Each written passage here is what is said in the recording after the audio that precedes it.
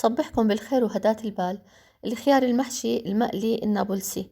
طب انت حطيتي الفقوس المحشي، شو فرق؟ بفرق كتير في الطريقة وفي الطعم. صحيح نفس الحشوة لكن الطعم مختلف والطريقة مختلفة. أول إشي إنه بدنا نخلي قشر الخيار ما رح يتقشر. غسلنا الخيار وقطعنا القمع مكان ما بدنا نحفر أو ننقر الخيارة. في شغلات متشابهة مع الفقوس لكن الطعم بالآخر مختلف.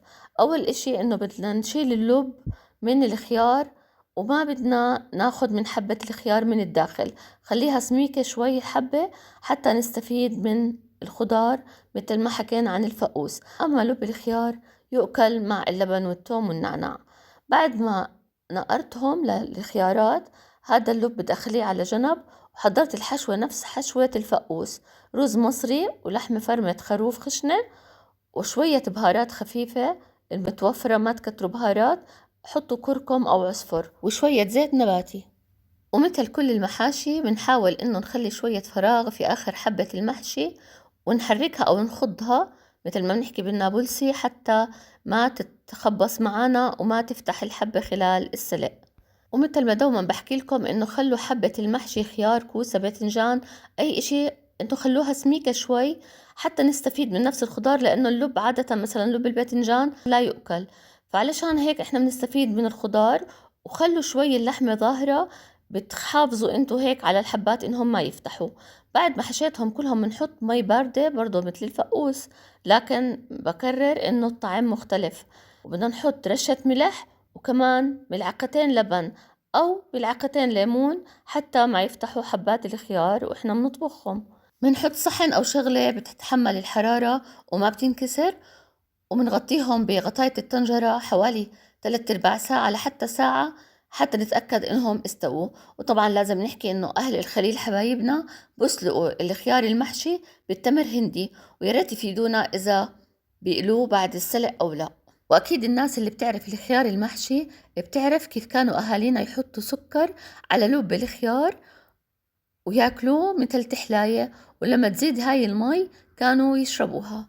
أما مع الأكل مع الطبخة كانوا ياخدوا اللب ويعصروه من المي ويضيفوا عليه لبن نعاج أو لبن يكون جامد، وإذا بتحبوا يكون مرق براحتكم، ومنضيف سن أو حبتين تومة مهروسة ورشة ملح ورشة نعناع، منحركهم ويؤكل جنب الخيار المحشي.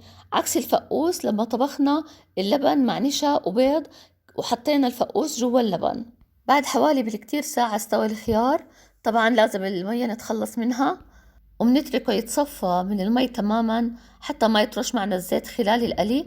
ممكن تحطوه بمصفاية بس هو عادة بنشف بدون مصفاية. بمجرد ما نشيله من الطنجرة بنحطه في جاط، وبعدين بنجهز قلاية القلي زيت نباتي، ولما يحمى الزيت بدكم تديروا بالكم انه ما يطرش، بننزل فيه الخيار وبنحاول نقلب الخيارات من جميع الجهات حتى نحصل على اللون الذهبي. ما بدنا اياه يكون محروق اسود لانه بصير طعمه مر طبعا ضار بالصحة، وبنفس الوقت ما يكون يضل فاتح، بدنا اياه يطلع لونه ذهبي وبتكون تقرش شوي حبة الخيار واحنا بندوقها.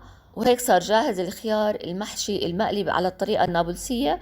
وهاي هي أكلاتنا التراثية الفلسطينية.